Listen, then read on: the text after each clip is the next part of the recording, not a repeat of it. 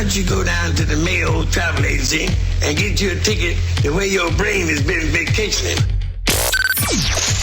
Are we ready? You're listening to How you guys doing out there? Welcome to Motorcycle Madhouse. Podcasting platforms.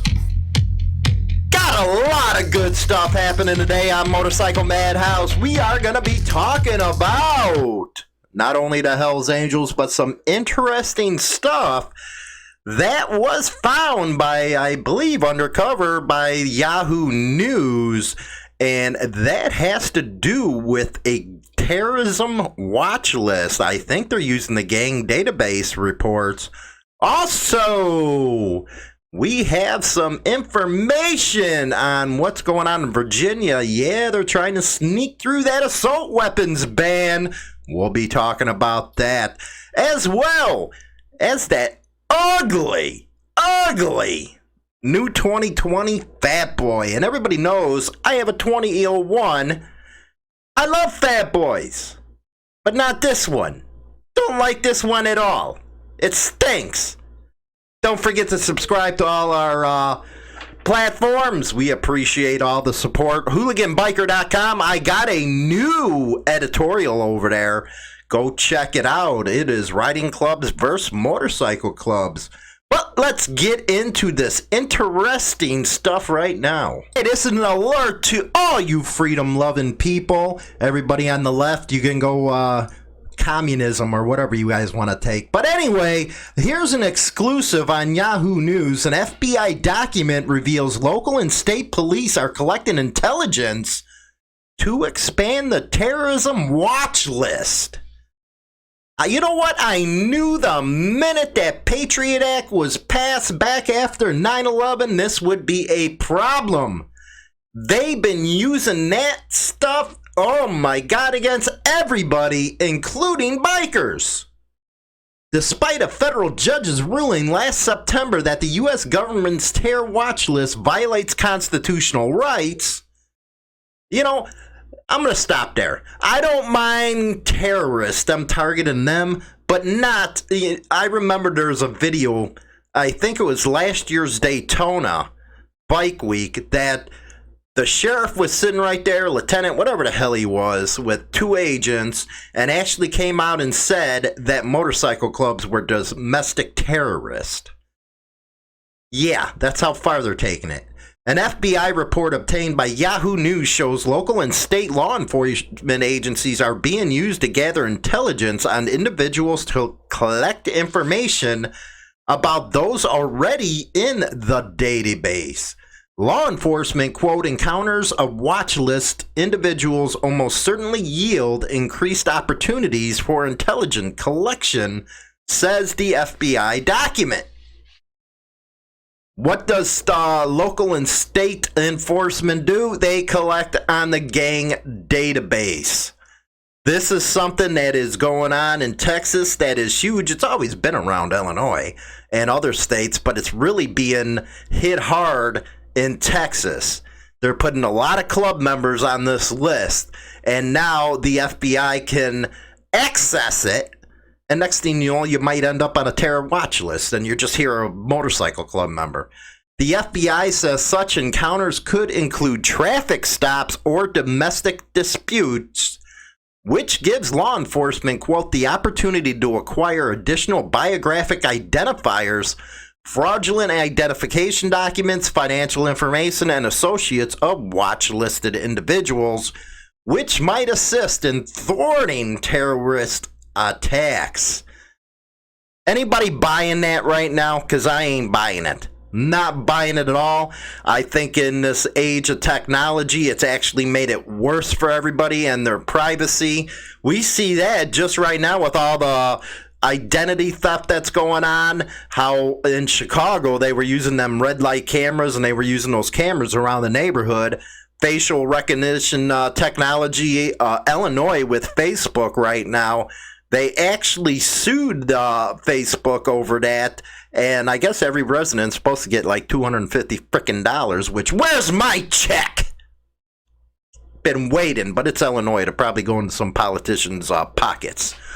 But it's just, you know what, and I'm afraid of what the future holds for technology if it's this bad with the recognitions. You can't even walk on the sidewalk without them knowing who you are. God forbid you take a piss on the sidewalk. Anyway, the terrorism screening database, widely known as the watchlist, was created in 2003 and consists of names of people suspected of being involved with terrorism. Over the years, the list has grown to include the names of 1.1 million people, raising concerns that many of those on the list have no involvement in terrorism but have little or legal resources which to challenge the designation. That's some scary stuff, man. 1.1 million people are on this list, and now that they can pull from traffic stops. Hey, Popeye, man, I'd check into this story, man. That really goes into what you guys have been talking about on Texas by Her Radio about the gang database list. You imagine that being pulled over and given a ticket, and next thing you know, you end up on this list? You can't fly, you can't do this, can't do that, and you have to go fight to get your name off the list, but you don't got the damn money to get off the list. Unreasonable. Man, that's a Fourth Amendment right there. People can't be put on the watch list for reasonable suspicion. Well, who's reasonable suspicion? There's a loosely defined category, I think, that allows anyone related to a suspected terrorist or considered somehow to be an associate to end up on the list. Yeah, there you go, supporters. I'd be watching yourselves. You can end up on this list. Even if the government has no evidence of the individual's involvement in terrorist activity, according to a copy of the guidelines published in 2014 by The Intercept. Last year, a federal judge found in favor of 23 Muslim Americans who argued that their inclusion in the terrorist screening database violated their constitutional rights to due process. This is some scary stuff. I'm really not going to go too deep into it, but you can find it on Yahoo News, and this is February 7th, 2020. This was actually forwarded by a subscriber, so check it out. And, it kind of goes through, that database. And now let's go to the Virginia takes first step on gun ban. All this stuff is starting to come together. And this comes out of the Washington Examiner, Paul Bedard, February 7th again. Despite a continued explosion of gun sanctuaries in nearly every corner of Virginia, the new Democratic-controlled legislature on Friday took the first step to ban sporting rifles, large-capacity magazines, and suppressors. Now, how does that fit in with what we just talked about? Government control. The first thing that most of these dictators and socialist leaders do is go for your guns. That way, you can't fight back against the government. And this is specifically the reason why that the Second Amendment was put in the Constitution, because our founders knew that if we needed to fight back, we needed the guns against a tyrannical government. After all, we just got done fighting England. Go England, we're friends now, boys. We're like counterparts. No, anyway. But, that story just right into the first story that we did. This is some scary stuff, the way this freaking government's getting. And did you ever think that you would see America, and I talk about this on season 3, episode 12, which is out today. The full-length episodes of Motorcycle Madhouse are out. They're out on motorcyclemadhouse.com, Spotify, iTunes, all that big stuff. And we're exclusively putting them over there because on the other platforms, they're just too raw and they get taken down right away. So that's our platform. Go over there and check it out. But you'll hear about how the hell did we got a Democratic Socialist running for freaking president. Anyway, in a 12-9 vote, the House Public Safety Committee voted to ban assault weapons such as the popular AR-15, AK-47. You know what? I actually been looking at an AK. I'm really looking into getting this thing. Anyway, magazines that hold more than 12 rounds and sound suppressors effective July 1st. The bill is expected to win passage in the full House of Delegates, but faces some difficulty in the Senate, where a handful of Democrats are unsupportive. A similar bill in the Senate was previously withdrawn. Well, you know, you thought Joe Manchin, or AKA now as he's being called, Joe Munchkin, was going to support the right thing to do in West Virginia, and he was a D. He was the last hope I had for the Democrats. But he went with their New York and Los Angeles, their party. And I really think it's dangerous right now. Yeah, you might have a handful of Democrats that are unsupportive, but, you know, twisty arms, threaten to primary them, and boom, do they line up real good. Gun advocates flooded the committee hearing room and were cleared out after the vote when there were some angry reactions. The legislation was amended so that those who own the banned weapons would not have to give them up or register them. That's some scary stuff right there, isn't it? Give them up or register them. You know what? For those that are in Australia, leave in the comment section below in the show notes and all that good stuff what happened in Australia, how you had to give up your guns, how bad it is over there where you can't own guns. And one of the things that I'm real surprised about with Australia, you guys got a lot of open space out there, man. A lot of, how can I say, woods, whatever you consider it out there, badlands. But you can't have a gun. You got crocodiles. You got all that kind of snakes. You can't shoot somebody. When are you supposed to get a stick in? Anyway, let me know in the comment section below what you think and what you would say to your American counterparts about this gunfight. The legislation was amended so that those who own the banned guns would not have to give them up. That is some scary stuff right there. But they're going to put the ban on the big magazines and the suppressors. Phil Van Cleve, who runs the influential Virginia Citizens Defense League, the group that recently sponsored a peaceful gun rally in Richmond that drew 22,000 people. This bill would affect our right to defend ourselves, and they're already lining up for a freaking lawsuit against them, and then a spokesman for NRA. Which, if you're not a member of NRA, I'm a proud member of the NRA. How many NRA members do we got out there? Let me know. They go on to say this gun ban will make millions of law-abiding Virginians felons overnight while doing nothing to decrease crime. You got that right. And it was Mike Bloomberg, that putz that, you know, was trying to buy the Democratic nomination. That tells you all about that party. Who put all his money in the ads and got all these freaks elected because people were sleeping. But get out there and get involved in this and make your voices heard. Anyway, we're going to be talking about the Hells Angels moving to Michigan after this story. Harley Davidson's new motorcycle is a badass salute to its heritage. Boy, do I disagree. That thing is uglier than sin, and haven't we got enough of black and chrome like this, man? Can't you guys come up with a better freaking paint style? Come on. Harley Davidson Motorcycle Company of 2020 has come a long way from where it stood a couple of decades ago. This is a company that sells one of the best electric motorcycles on market. Really? Oh my God. This according to GearPatrol.com. This ain't coming from me, man. One of the best electric motorcycles, 30 freaking grand, only goes 100 and something freaking miles on a charge. Are you shitting me?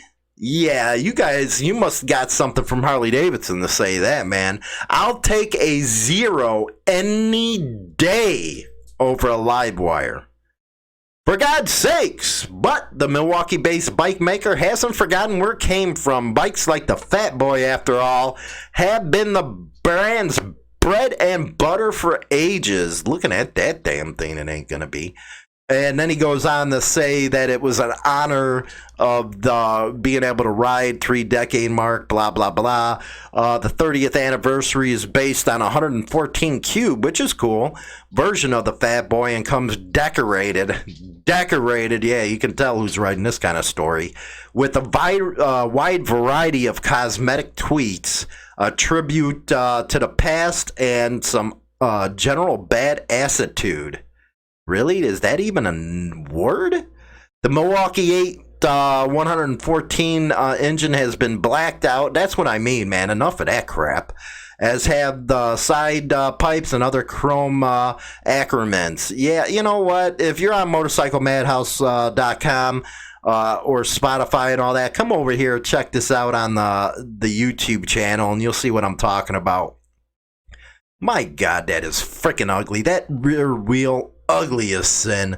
You know what? I'm glad I'm done buying Harleys. Fat Boy, my 201 was freaking my last one, and yeah, I might get an Indian. Who knows? Anyway, this coming from the Gangster Report. I kind of like this site, man, because it not only talks about club stuff, but it talks a lot about insider stuff. The mob outfit, as we call them here. Chicago mob asset in Hollywood. Splitoro Brothers, man, was that big.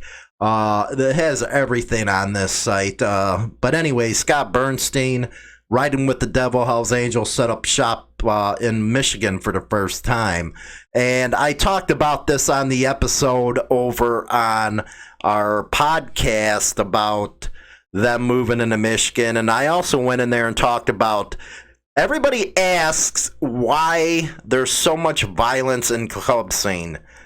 And I hate to say it, I'm going to point to this story. You got clubs that are moving to other clubs' territories that have been around for decades and decades, and you wonder why people get pissed off. February 8th, 2020, Great Lakes Dreamin' became a reality for Sonny Barger and the boys last month. The Hells Angels, the world's most infamous motorcycle club, have opened their first chapter in Michigan, establishing the Hells Angel Michigan Nomads. That really don't seem like a chapter to me. There's no city home base or any of that near Mount Pleasant in the center of the state. Based on the West Coast, the iconic Hells Angels began expanding into the Midwest in the late 60s. And on the podcast, I actually talk about there was an agreement in the 60s where all the 1%er clubs were together, and they were talking about, you stay in this region, we'll stay in this, you don't come east of the Mississippi River, and there wouldn't be any problems. Well, guess who was the first to move? Anyway, let's see here. But until now, never had planted the flag in Michigan due to it being prime territory for the rival Outlaws, the nation's preeminent Rust Belt biker crew. A message announcing the new Hells Angel chapter on its website. Yeah, they're probably not going to be walking around much with those colors over there. Michigan, especially Detroit, is nowhere you want to play with. Anyway, you'll see the rest of my commentary on this Hells Angel move in. I try to give the news straight down the middle. But when there is stories that come up, that's just the way it is. At least I put the disclaimers out there that, hey, I might not be so straight down the middle on some things. But I just think sometimes it's ridiculous. Clubs know there's certain areas that, other clubs have been in for decades. Next thing you know, you got everybody wondering why there's all the violence and stuff. It's like you wouldn't let somebody come into your house unannounced or say, hey, get out of your house. No, you wouldn't do that stuff. You'd take care of business. But anyway, you can hear the rest of my, ideals over on Spotify, iTunes, all that good stuff. Again, Season 3, Episode 12 is out. And we're going to be actually doing once a week the episodes on a Sunday, the full-length ones, but the other ones you'll find the Motorcycle Madhouse shorts as well as the biker news over there. Don't forget to go over to hooliganbiker.com, man. I just let loose on them freaking things. But anyway, thanks for joining us today, and watch out, man. Get involved with some of this stuff going on right now. That watch list thing is pretty scary stuff. And as well, if you're not an NRA member, what the hell is wrong with you? Get your membership in the NRA, man. If you got any questions about getting one, give me a freaking call on the studio phone or through email. I'll get you set up. Anyway, so that is the news for today. Appreciate you guys jumping aboard with us as always and being your number one biker news source on the internet, man. Till then, I'm James Hollywood Machikari. I'll talk to you guys later.